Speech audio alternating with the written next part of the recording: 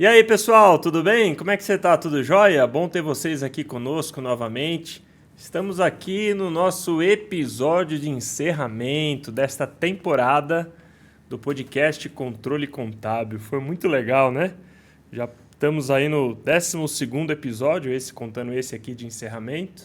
Vamos parar só um pouquinho e preparar algo especial para vocês aí na segunda temporada. Tenho certeza que vocês vão gostar muito.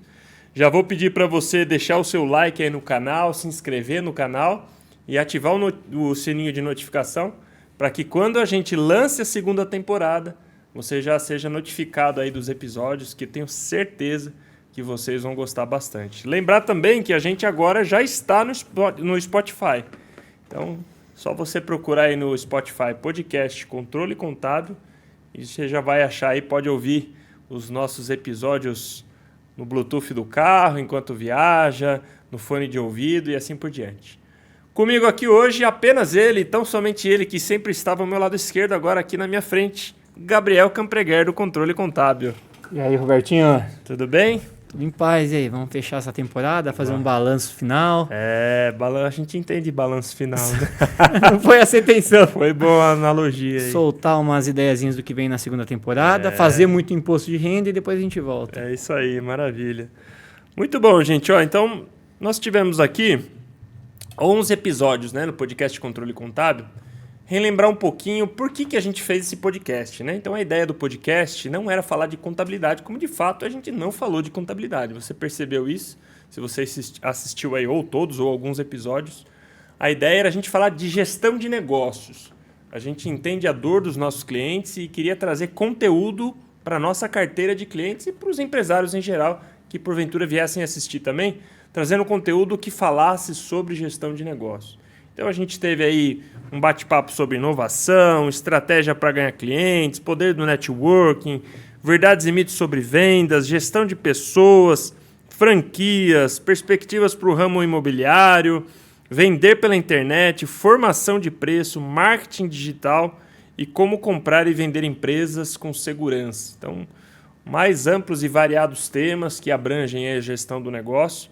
Sem dúvida, foi muito legal. Eu mesmo aprendi muito, tenho certeza que você também, né, Gá? Pô, tivemos aulas muitas vezes aqui, né? É verdade, foi muito legal mesmo.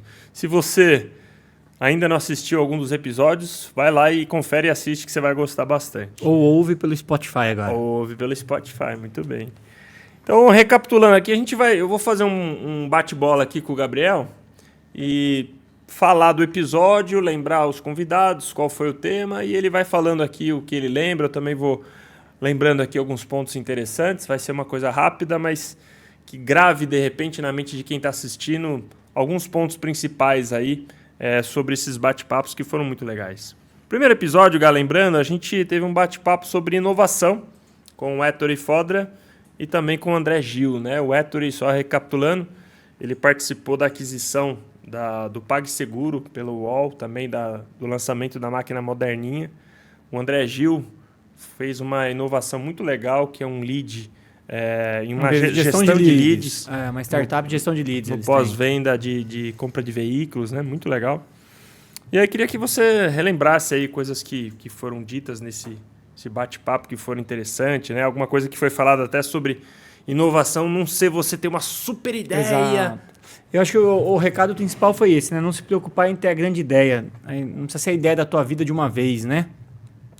Às vezes a gente produz algo... A inovação muitas vezes é simplificar um processo que já é conhecido.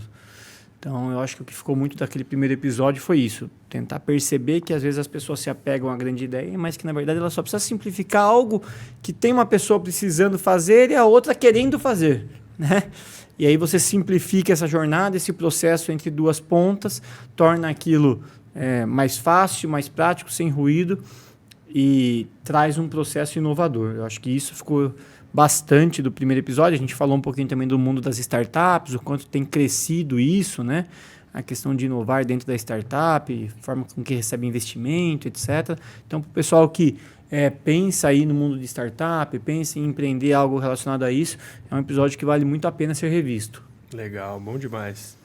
Aí no episódio 2, a gente teve estratégias para ganhar clientes. Falamos com um mestre de novas tecnologias para o mundo financeiro, contábil, né? Que é o Luiz Correia. E aí, o que você te marcou aí desse bate-papo com o Luiz Correia?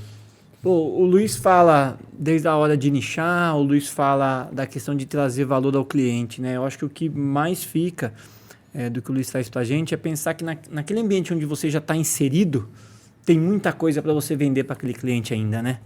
Então, o cara já é teu cliente por um motivo X, mas do produto X, tem alguma coisinha que dá para você agregar, tem um novo subproduto, um produto que vai deixar a experiência dele com esse produto X melhor, né? Então, você trazer uma solução completa para ele, ao invés de só uma parte daquele processo, vai melhorar a jornada dele, vai fidelizar aquele cliente, vai tornar ele mais próximo da tua empresa. Então, pensar como complementar um mix, de repente, pensar numa outra forma de trazer a satisfação do cliente no processo de compra, né? Acho que é um pouco disso. Exatamente, muito bom. Você está indo bem, hein? Tô indo bem? Tá indo bem. E no episódio 3, com o seu José Eduardo Bandeira de Mello, juntamente com o Giovanni, né? Falamos sobre o poder do network. Foi um bate-papo muito legal. O que você consegue lembrar aí desse bate-papo que te marcou, né? Eu lembro que começou bem atrasado aqui, né? Você demorou pra caramba pra chegar, tomar um vinhozinho, comer um pastel. Tava de estômago vazio, começou com o vinho. Mas o que fica muito foi realmente o valor do network nas relações comerciais, né? O quanto a gente ganha numa negociação, não na questão de valor propriamente dito, né? Mas o acesso ao quanto é facilitado uma negociação comercial quando você tem uma relação forte de networking com a outra parte, né? Seja um cliente, seja um fornecedor. Eu lembro que eu ainda comentei durante o programa, falei, cara, eu tô há 15 anos vivendo de networking, né? Networking é o que sustenta a nossa empresa. Então, essa relação profissional baseada numa confiança, né? Porque o networking traz a confiança para a relação. Ela tem que ser muito valorizada, né? Quem está no comércio, quem está no serviço, às vezes a pessoa é muito tímida, tal, mas ela tem que entender o valor do networking na relação comercial dela. É extremamente necessário, é importantíssimo. Toda empresa que necessita prospectar clientes precisa ter um forte networking. É verdade, exatamente isso. No episódio 4, nós tivemos o tema Verdades e Mitos sobre Vendas. Foi um bate-papo com o Claudinho, dono da Panda, antiga Magi Rent a Car, né? Panda Veículos, e um bate-papo com o Alemão também, dono do Mantovani, né? Então o Claudinho comentou algo sobre a concorrência duríssima com gigantescos players de mercado, né, no ramo de aluguel de veículos. O que ficou para você da maneira como ele lidou com essa concorrência dura? O que ele fez para ser diferente? Eu acho que é um episódio que também traz um outro conceito do que a gente quis fazer aqui no podcast durante esses meses, né? Em nenhum momento a gente quis trazer pessoas que simplesmente pensam igual e estão inseridas no mesmo mundo, né? A gente tentou sempre trazer um debate do contraditório. Um que está numa ponta da relação, outro que está na outra ponta. No tema franquias isso vai ficar até mais claro. Mas que trouxessem uma discussão, né, diferente. E ali a gente tem uma pessoa como o Claudinho muito acostumado a lidar com grandes empresas, né? Aquela relação B2B, mais preocupado numa relação corporativa, né? Como você disse, lidar com a concorrência como uma Localiza, como uma Movida, como uma Unidas, e ele teve que lidar muito bem com isso e explicou o poder, daí volta no episódio anterior, né? O poder da relação comercial, o poder do networking, como isso foi decisivo na carreira dele. E aí a gente vai para o Alemão, 2 restaurantes, muito mais preocupado com uma relação com o cliente que está à mesa no momento de lazer, então uma relação comercial completamente diferente. Falando sobre a criatividade, dos momentos de dificuldade, como ele decidiu inovar, como ele não teve medo de inovar, de criar algo diferente. Então, para quem está naquele momento que está patinando na hora de vender, eu tenho um produto estruturado, tenho uma empresa estruturada, mas eu tenho muita dificuldade comercial. Esse episódio vale muito a pena. Ele ensinou estratégias ali que ele criou na época da Exato. pandemia. Para quem ficou curioso, vale a pena conferir o que ele fez na época da pandemia. Um restaurante que fechou as portas. Muito legal o que ele fez. Um restaurante de shopping, né? Shopping fechado ainda. Também. Exatamente. Muito bom.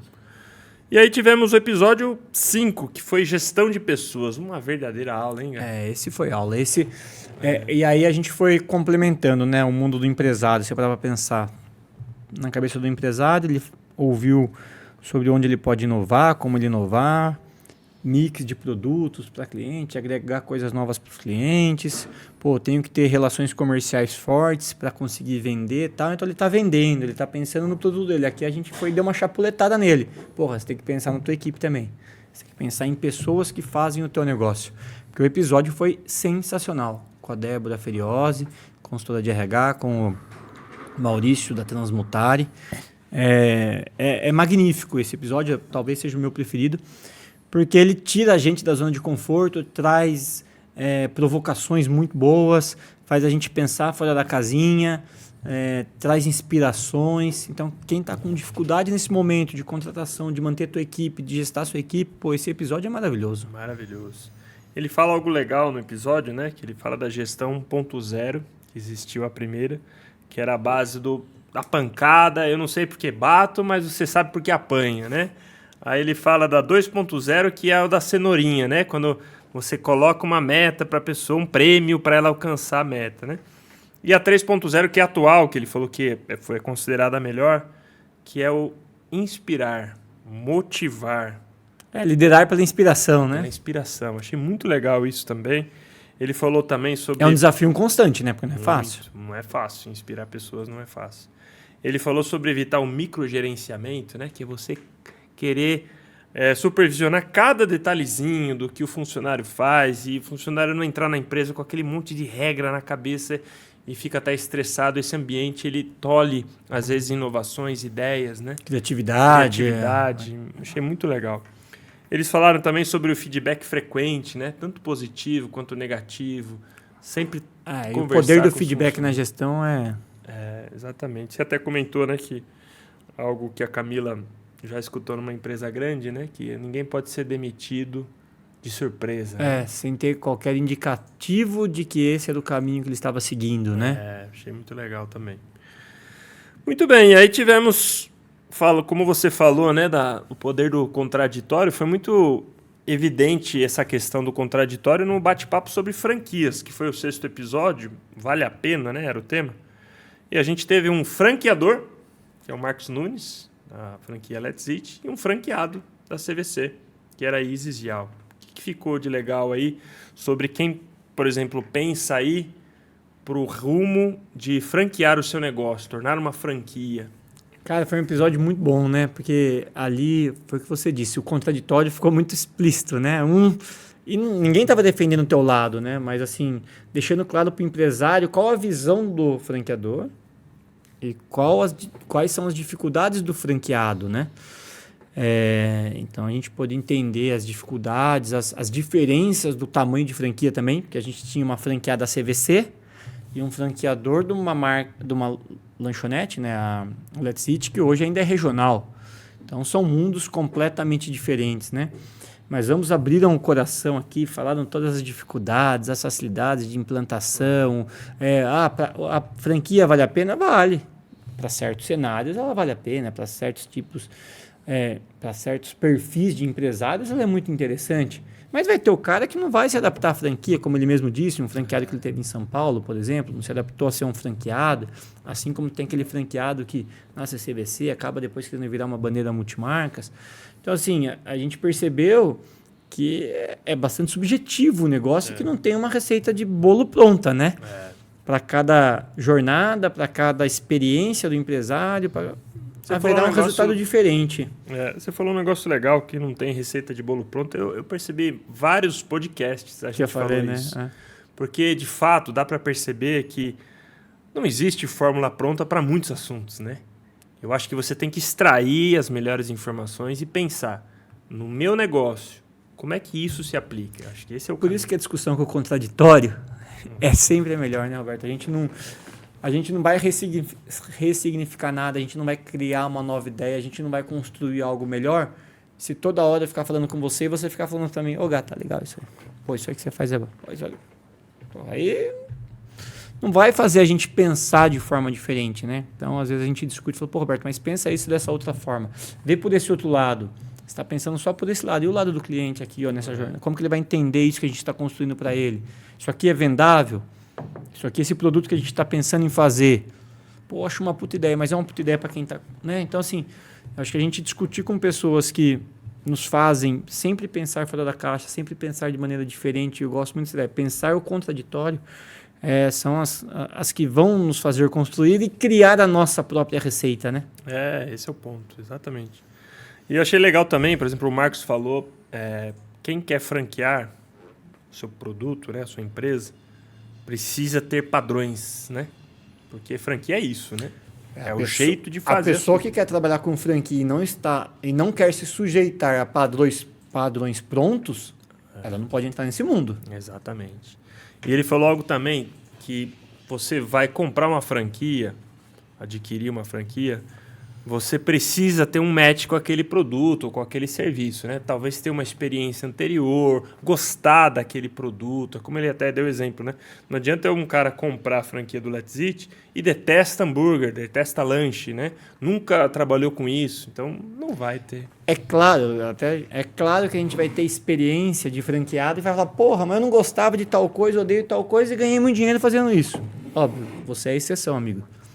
Em geral, os franqueados que costumam ir bem nas mais diversas atividades, como você disse, tem um match com aquele produto, tem um match com aquele serviço, tem uma identidade relacionada àquilo que ele está inserido no mercado. Então, assim, eu acho preponderante o cara até o cara ter o tesão do trabalho, né? Fazer o que gosta, tá relacionado a algo que é do mundo dele, que ele gosta.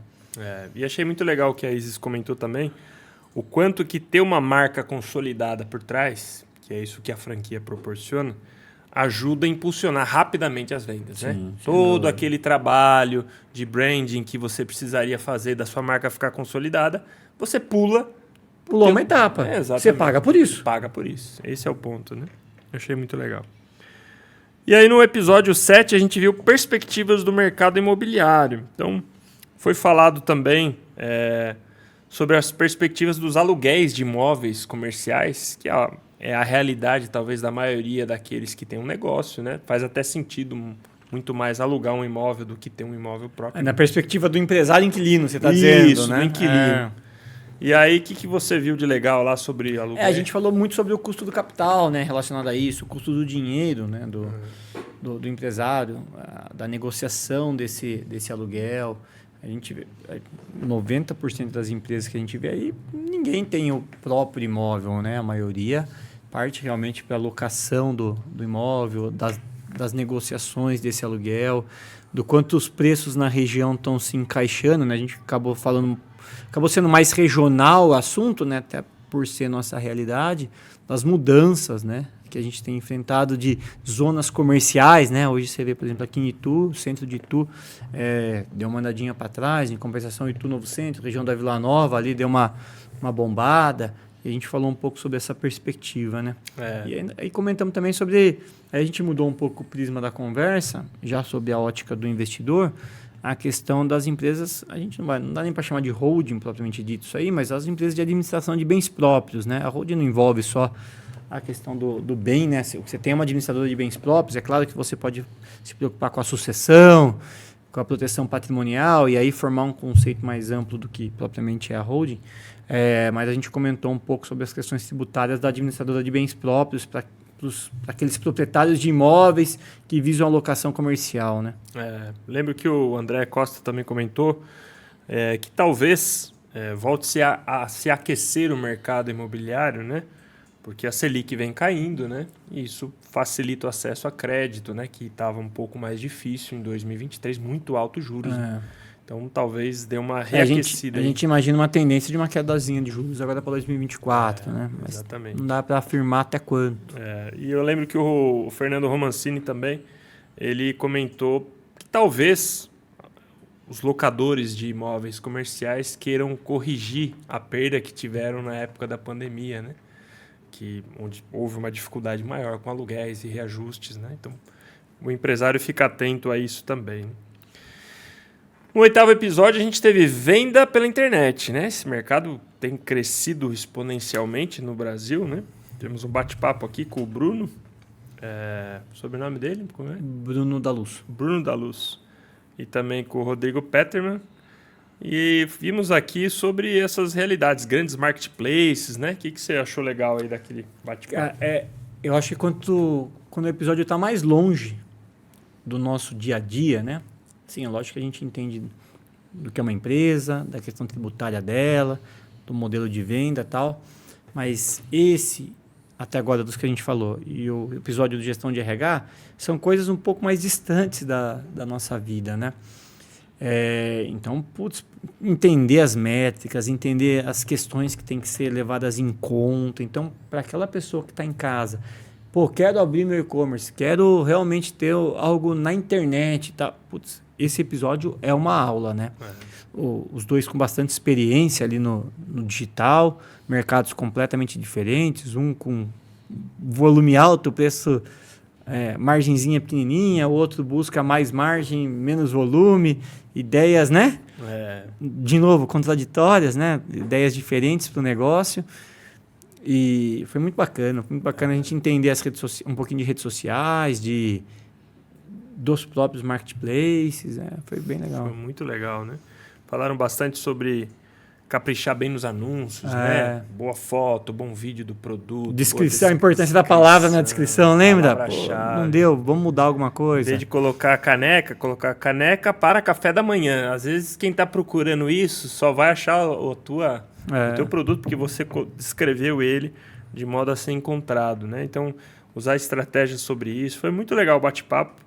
Para quem está pensando em vender pela internet e não assistiu esse episódio aí, vale a pena fazer isso daí, porque vai aprender muito.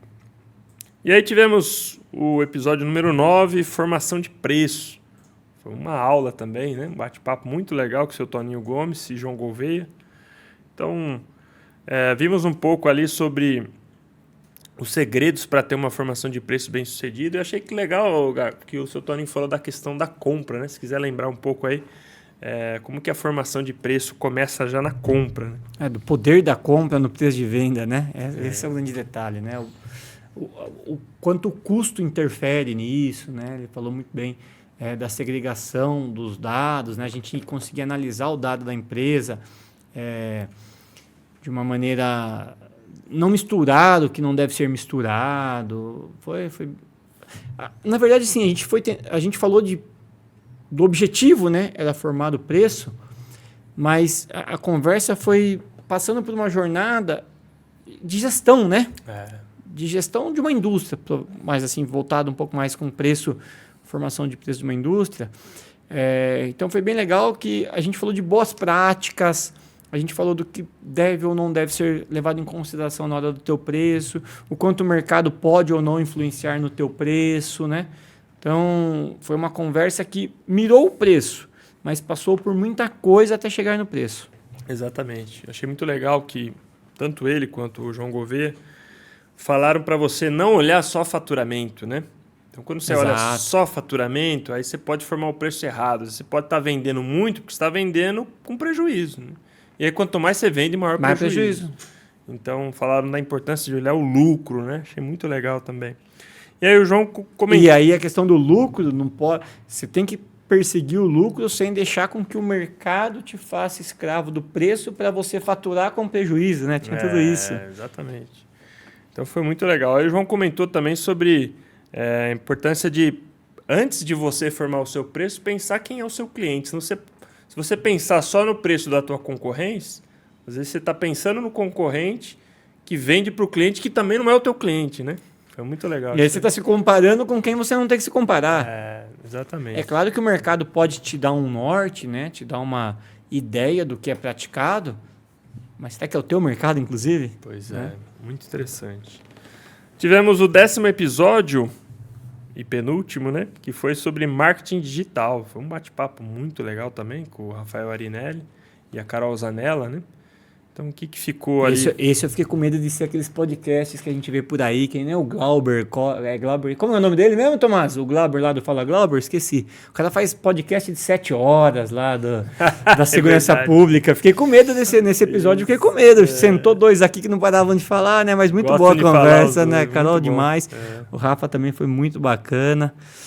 Cara, esse é mais um. Eu acho que são os três, assim, que pra mim foram muito diferentes do meu mundo, né?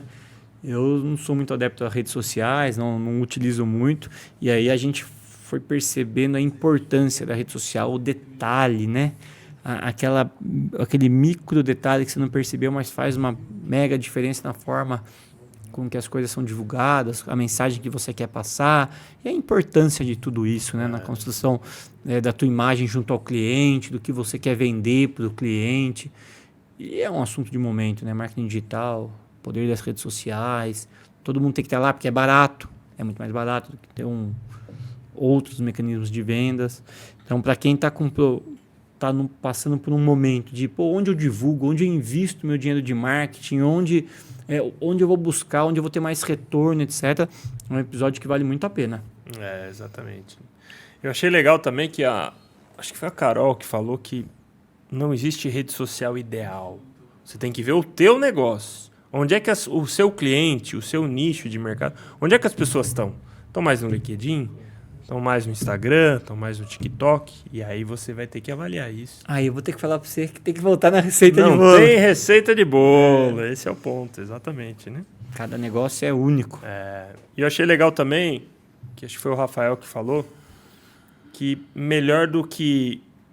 é melhor feito do que perfeito, né? Então, às vezes as pessoas se preocupam assim, não, eu tenho que fazer num estúdio a produção dos meus vídeos. A gente vê vídeos que bombam, às vezes a pessoa está ali com o celular andando, balançando, né? E sem produção nenhuma. Então, eles falaram muito isso, né? A constância nas publicações, né? Mais importante é a ideia do que você quer passar para quem está do outro lado da tela, né? Exatamente. E aí tivemos o último episódio. Como vender ou comprar uma empresa sem riscos. Um bate-papo muito legal, aprendi também bastante. Com o seu Augusto e o Vitor Scarpa, né? O seu Augusto é um corretor de compra e venda de empresas. Esse daí foi muito legal, cara. Foi muito legal porque ele dava umas na gente, assim, porra, a gente achava que estava pensando no negócio certo e ele vinha e falava, não é assim não.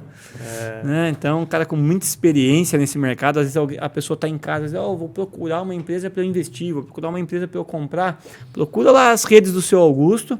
O seu Augusto tem muita coisa boa aí, intermedia muito, mais voltado para as micro e pequenas empresas, né? Ele comentou muito mercado de padaria, centro automotivo, supermercado, açougue, esse tipo de coisa.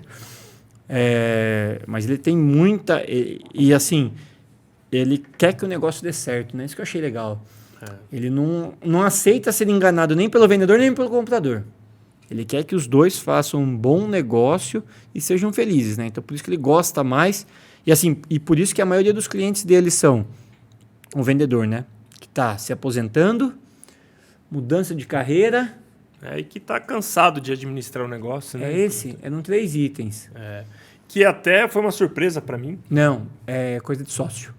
É problema com sócio. Problema com sócio, aposentadoria cansado e mudança de carreira. Então, esses 3 que foi uma surpresa para mim, confesso. Eu achei que o principal motivo era que o cara estava quebrando. Não, mas talvez seja, mas não é o do cliente dele. Não é o cara que ele quer atender. Porque esse negócio é o cara quebrando, vendendo para outro, esse está vendendo desesperadamente, o outro está comprando, achando que está comprando algo, só que esse que está vendendo está tentando enganar ele, dizendo que o negócio é melhor do que é realmente. E aí não é o que ele gosta. Legal. E eu achei legal que ele tem como se fosse um marketplace, né? Das empresas que estão à venda. Ele criou uma plataforma onde empresas ali anunciam que estão à venda. E existe uma certa proteção de dados, né? Para também não expor o negócio. Mas eu achei muito legal. Nos status dele aí, sempre está lá. Vendo. Hoje deve ter uma aí. Vendo tal empresa, tanto de lucro líquido, tanto de investimento, entrada mais 60 parcelas. Ele já deixa... E eu achei interessante isso, que ele já não quer muito especulador. Fala, cara, é mais ou menos assim. Se você estiver muito longe disso, não adianta a gente conversar. Foi muito legal. E achei legal também o que o Vitor falou sobre a importância de fazer um bom contrato, né? De compra e venda, com garantias ali bem colocadas. Ele falou da cláusula de não compete, né? Se quiser falar um pouco sobre isso também, é importante. É bastante comum quem vende uma empresa, principalmente quem está passando por... Eu acho que é mais... Bom, acho que nos 3 itens que o seu Augusto falou são importantes, né? Porque às vezes a pessoa está vendendo pensando numa mudança de carreira, ela vai naquela carreira, não deu certo, ela quer voltar. Aí dá 2 anos, ela acabou de vender a empresa e ela quer abrir uma empresa do lado da que ele vendeu para competir com a empresa que era dela, né? Então a cláusula não compete é importantíssima. Assim como a pessoa que se aposentou, depois viu que a aposentadoria não deu certo, vai voltar e vai querer concorrer também. Então essa cláusula de não compete é importantíssima para proteger o comprador, né? Legal. Finalizando, queria te fazer uma pergunta de surpresa aqui. Putz. Se bem que nem esse aí eu tinha visto, né? Acabei de olhar. Você nem olhou, né? Mas de tudo isso que a gente viu de conteúdo nesses agora 12, né? Foram 11 com entrevistados. Você já tentou aplicar alguma coisa nas tuas empresas? Você tem mais de uma empresa, né? Viu algum resultado? Tem alguma coisa que te adiciona? Assim, coisas que eu tento bater muito na tecla. De permitir que as pessoas pensem, permitir não, e pedir que as pessoas pensem fora da caixa para que isso provoque a inovação. E aí, de novo, cara, inovar não é algo complexo. Inovar é você simplificar um processo que já existe muitas vezes, né? Então, a gente tenta bater muito nessa tecla da liberdade de pensamento para a criação de algo melhor, né? Então, você como gestor, a pessoa que está ali na gestão, tem que fazer com que a tua equipe busque, né? Novos processos, novas ideias. Isso a gente tenta fazer bastante. A importância da gestão de RH, muita coisa que a gente conversou aqui, a gente já estava no caminho de aplicar e a gente viu a importância disso realmente e tenta aplicar cada vez mais as questões dos feedbacks, a questão da importância das pessoas, né? Dentro das empresas. A gente falou de tanta coisa. Marketing digital. E aí eu sou um réu confesso, né? Algo que eu não gosto, eu não gosto de marketing nem do digital. E aí eu acho que passa um pouco pela importância de que você tenha ao seu redor pessoas que te complementem, que façam o que você não gosta e que você não tem aptidão, né? Então, às vezes não precisa ser um sócio, não precisa, mas tem que ter uma pessoa capacitada, uma pessoa que você contrate, uma empresa que você contrate para te assessorar nisso, né? Então, o marketing digital super importante nesse processo de venda que a gente vê hoje. A questão de agregar novos produtos no mix final, isso eu gosto muito. Já tem um produto ali, já vende legal, já é seu produto, às vezes, muito carro-chefe, vende bem, mas e se eu colocar um produtinho aqui em volta dele?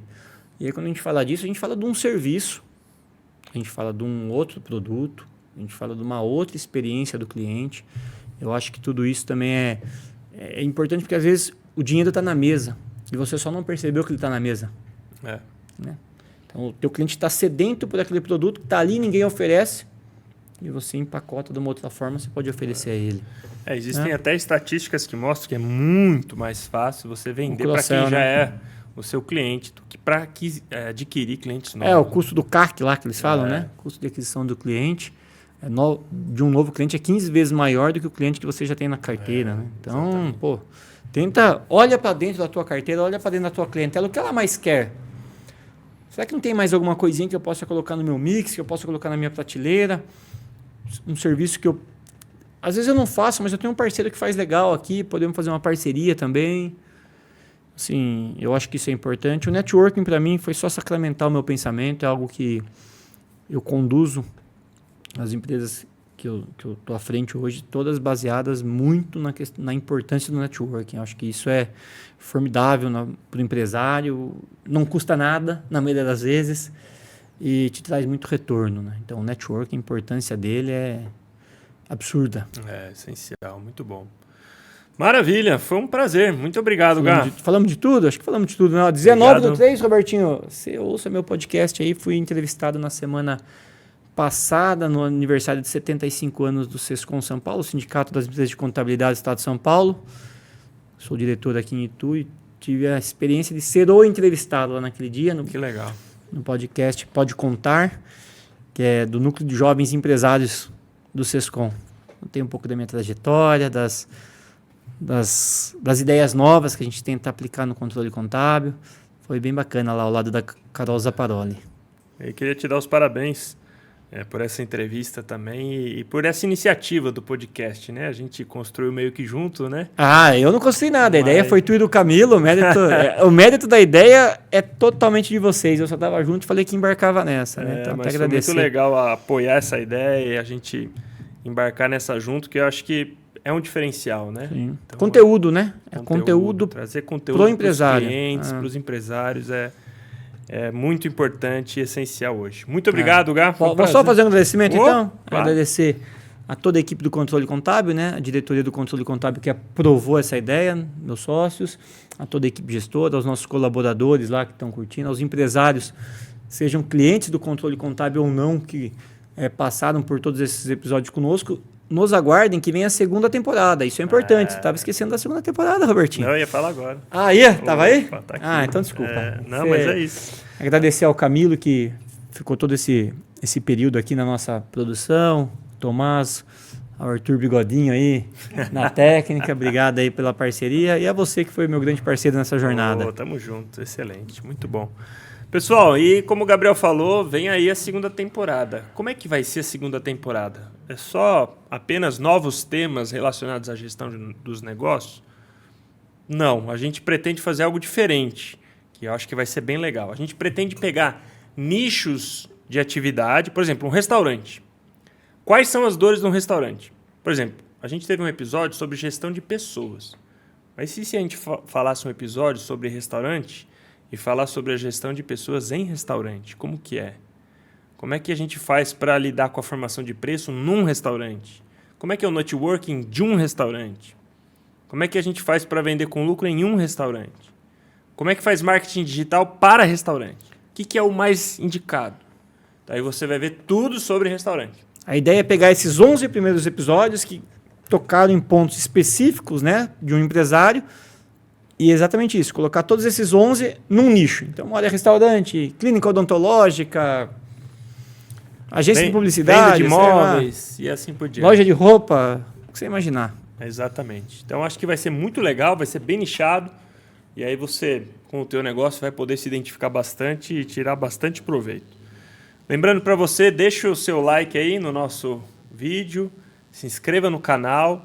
Está acabando a primeira temporada, mas vem a segunda aí. Assim que lançarmos o primeiro vídeo da segunda temporada, sem dúvida você vai ser notificado. Muito obrigado pela paciência, pela audiência, estar aqui conosco até agora.